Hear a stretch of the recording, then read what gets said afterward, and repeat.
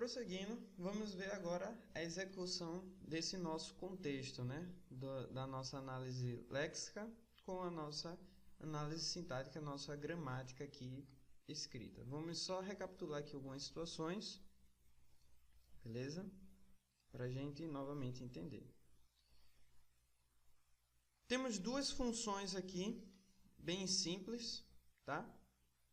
Temos a função programa e a função digitar. A função programa, ela chama a função digitar. Então, bora ver primeiro o que é que a função digitar ela faz. A função digitar, o que é que ela faz? A função digitar, ela permite que você use o alfabeto. Quem é um alfabeto? É um token. O token está onde? Lá na lexic. E aqui, o que é o token? Aqui, o alfabeto é os nossos tokens de A a Z minúsculo e A a Z maiúsculo. Beleza? Faltou botar o Z maiúsculo aqui, sem problema. De A a Z maiúsculo. Ok? Então, o nosso alfabeto é do nosso flex aqui, do nosso lex, um token chamado alfabeto. E a função digitar, ela permite que a gente use ele. Também permite você digitar o alfabeto e o alfabeto, ou um alfabeto em um inteiro. Quem é um inteiro? Um inteiro é um token.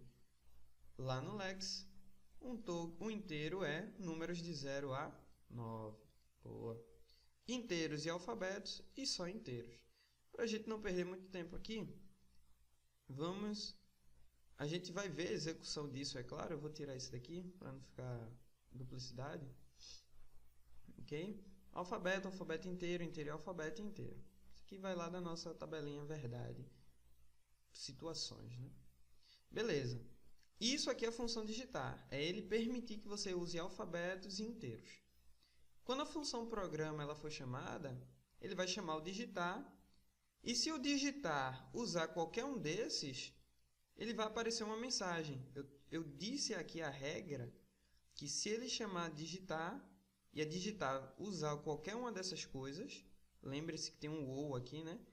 Ou isso, ou isso, ou isso, ou isso. Se ele usar qualquer uma dessas, se isso for verdade, vai aparecer uma mensagem na tela. O printf é um comando do nosso stdio, ok? É uma saída aí de dados para a tela do usuário. E vai aparecer a seguinte mensagem: alfabeto ou inteiro foram digitados, que é o que a gente permitiu. Mas vê só, isso aqui vai acontecer tão rápido, na hora que a gente digitar e confirmar, essa mensagem vai aparecer tão rápida, já que é só uma mensagem, e vai pular para o fim do programa. Para a gente ter uma pausazinha, a gente conseguir ler, fazer uma leiturazinha um pouco mais dinâmica do que vai acontecer, eu vou encaixar só uma coisinha extra aqui, que é uma nova biblioteca, não nova, né, da linguagem C, include stdlib. Essa stdlib, ela tem uma função que faz uma parada obrigatória no fluxo do seu programa. Qual o nome dessa função? Vou botar aqui um comentário do lado. A gente vai usar ela por causa da parada. A gente vai fazer uma parada obrigatória. Com que função? Com essa aqui, ó. System pause. Essa função aqui, ela permite para a gente fazer uma parada obrigatória. O fluxo vai seguindo. Quando vê ela, vai parar, vai dar uma parada. Beleza? Lembrando, isso aqui é uma mensagem, isso aqui é uma interpretação da linguagem C. Então, eu só vou colocar um comando do C aqui, que é /n.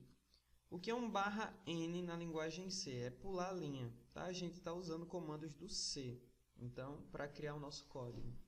Então, estou pulando uma linha obrigatoriamente e vou mandar essa mensagem aqui aparecer logo em seguida, né? Vou mandar ele dar essa parada após. Então, ó, depois do ponto e vírgula aqui, vou chamar essa função system pause e fechar. Pronto. Aí o que é que eu estou falando? Se o digitar for algum desses, vai aparecer essa mensagem: alfabeto foram digitados. E vai pular uma linha. Lá no código, tá? Vai pular uma linha. E em seguida ele vai dar uma pausa, para a gente poder ver essa mensagem aparecendo na tela. Ok? Lembrando, se eu botar o system pause antes, ele vai parar antes de dar a mensagem, a gente está colocando depois. Se você quiser identar isso daqui, deixar organizado, você pode, tá, ó, abrir o bloco aqui, ó, pula uma linha, terminou aqui a função, ó, pula outra linha, e assim você consegue ver mais organizado.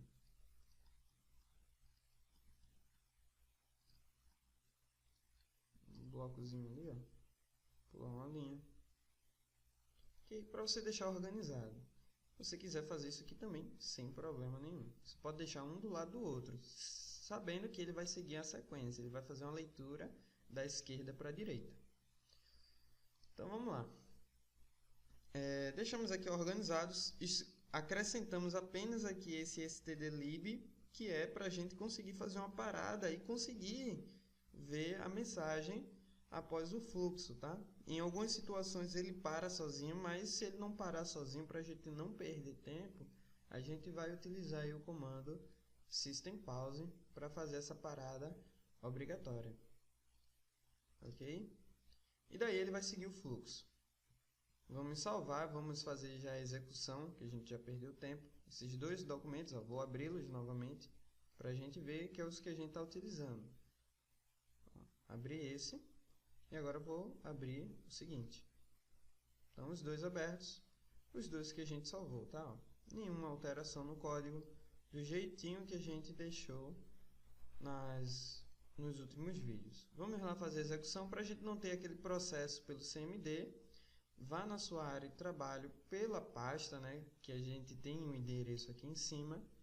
Venha e substitua o nome por CMD, que ele já vai executar dentro dessa pastazinha aqui para a gente. Então, de forma bem rápida, projeto.l, por que projeto e não base ou não calc? Porque é o nome do nosso documento, tá? Não esqueça disso. Ele gerou ali o nosso arquivo lex. Nós vamos agora usar o bison -d, que é para gerar o arquivo .h, tá? Projeto.y. Ele vai gerar os dois arquivos, o C e o H. Então, a gente vai renomear para y.tab, que foi o que a gente mandou reconhecer lá dentro do nosso arquivo, lex e o bison, beleza? E agora o comando para gerar o aplicativo, gcc y.tab.c lex.yy.c. Menos O de output vai sair o que? Um apk.easy. Lembrando, o apk aqui não é obrigatório, você pode colocar qualquer outro nome, contudo que tenha o sufixo .easy, que vai ser um arquivo executável. Ok? Clicou aqui, deu Enter, confirmou, ele vai gerar o seu arquivo executável para você. Vamos executá-lo. Está como administrador ali, então vai aparecer a mensagem .easy. Lembrando, vamos só analisar a regra. A regra diz o seguinte lá. Vamos lá. Novamente aqui para os dois arquivos que a gente está interpretando. O que é que eu posso digitar na minha gramática? Números de 0 a 9, letras de A a Z maiúsculo e minúsculo, os operadores, menos, mais, espaços, tabulações. Eu posso digitar, mas aqui ele vai fazer alguma coisa? Não, porque eu não disse que ele ia fazer nada.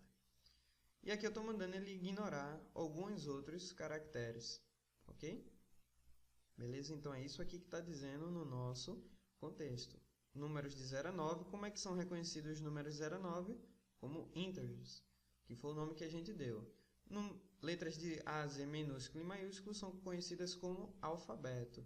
E os caracteres não têm nome específico, a gente disse que eles só seriam reconhecidos e iriam ser representados como texto lá do outro lado, se caso a gente fosse fazer alguma operação. E aqui eu disse, espaços e tabulações, nada, e caracteres também não iria fazer nada. Beleza? Lá no Y, eu posso digitar números inteiros e alfabetos, tá vendo? É um token. Eu estou importando de lá do Lex os inteiros e os alfabetos. Se eu tivesse alguma coisa aqui nova, tipo um igual, botasse aqui return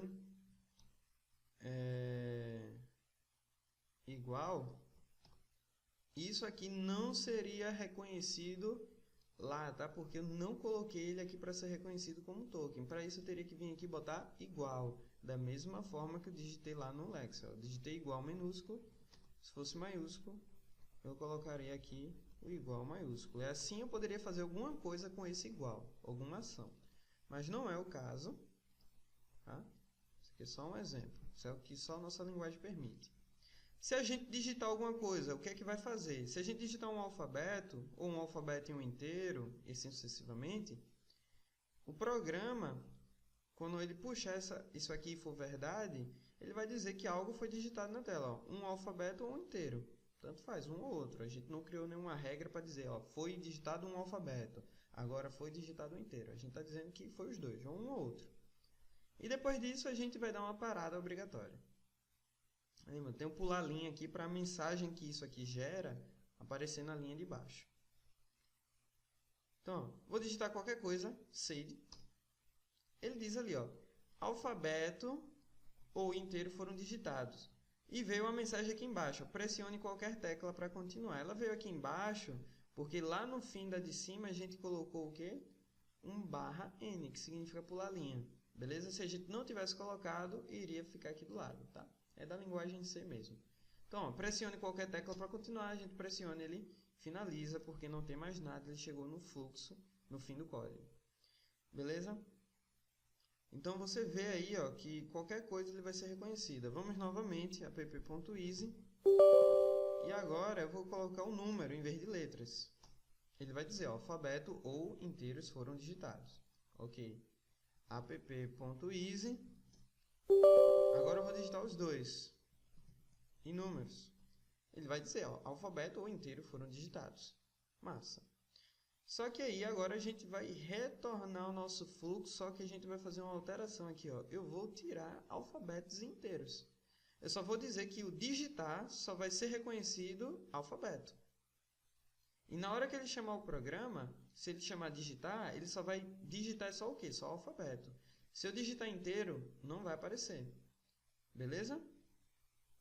Então, ó, ele vai pular para onde? Quando eu digitar um inteiro, ele vai pular para o erro. Porque ele só vai reconhecer o inteiro se eu digitar aqui a palavra integer. Lembra? Integer. Por quê? Porque integer é um token. Se eu digitar ele, mas não disse que ele seria reconhecido, não vai adiantar de nada.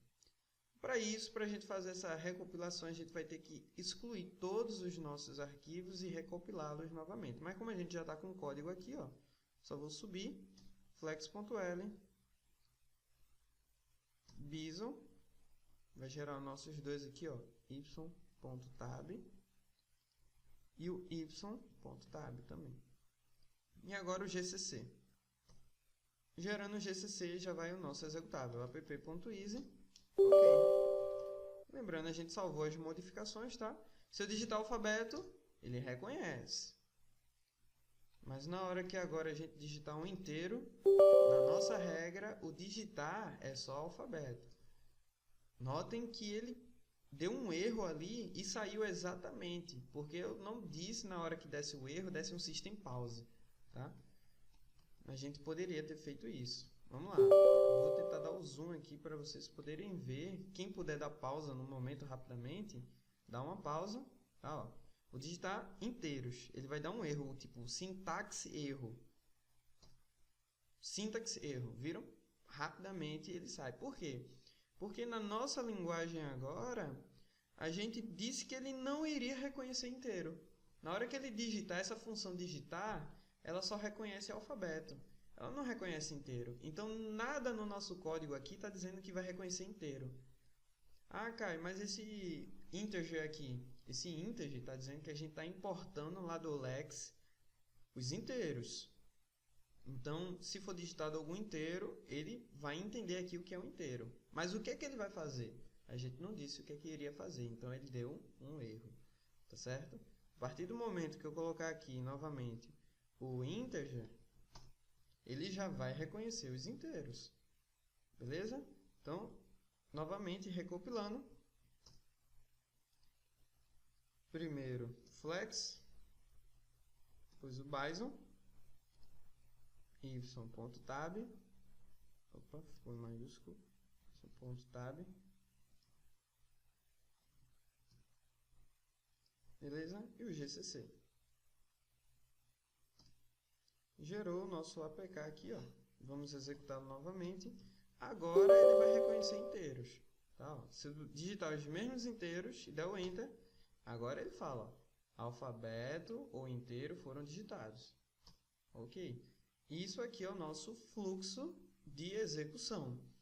Próximo vídeo, a gente vai ver a construção léxica e sintática da linguagem Ruby. Lembrando, a gente não vai criar uma IDE, a gente não vai criar um compilador completo. A gente só vai dizer as regras obrigatórias que devem ter na linguagem. Tipo, como é um if na linguagem Ruby, como é um else. A gente vai entender, eu vou falar quais são os procedimentos que a gente vai estar utilizando e a gente vai aplicar isso aí na sintaxe. Ok? Então, próximo vídeo a gente vai dar continuidade e a gente vai fazer uma execução no final só para ver o funcionamento.